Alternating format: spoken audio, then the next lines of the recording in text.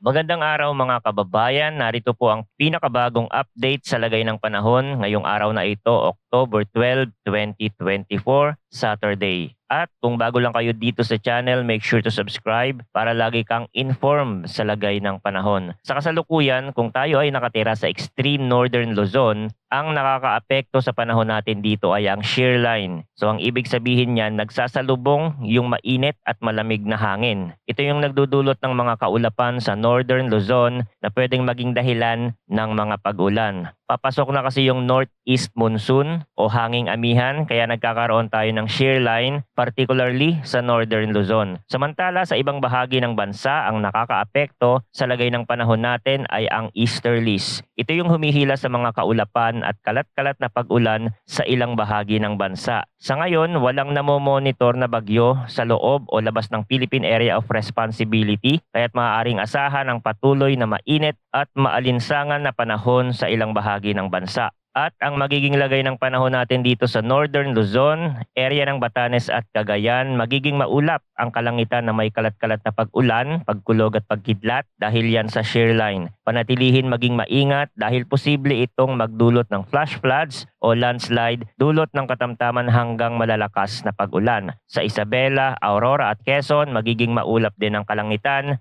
na may kalat-kalat na pag-ulan at pagkulog, pagkidlat na dulot naman ng easterlies. Muli, maging alerto sa mga posibleng flash flood o pagguho ng lupa lalo na sa mga mabababang lugar. Bicol Region at iba pang bahagi ng Cagayan Valley, inaasahan ng bahagyang maulap hanggang maulap na kalangitan na may mga paminsan-minsang pag-ulan. Ito ay dahil pa rin sa epekto ng easterlies. Mag-ingat sa mga matitinding thunderstorm na maaaring magdulot ng flash flood o landslide. Metro Manila at iba pang bahagi ng bansa bahagyang maulap hanggang sa maulap ang kalangitan, ngunit asahan pa din ang mga pag-ulan sa hapon o gabi dulot ng localized thunderstorm. Tandaan na posibleng magkaroon ng mga flash flood o pagguho ng lupa sa mga lugar na apektado ng malalakas na ulan. Lagay naman ang temperatura sa bansa dito sa Lawag, maglalaro ang temperatura sa 25 to 31 degrees Celsius, Tuguegarao 24 to 34 degrees Celsius at sa Baguio 17 to 22 degrees Celsius. Samantala dito sa Metro Manila, ang magiging lagay ng temperatura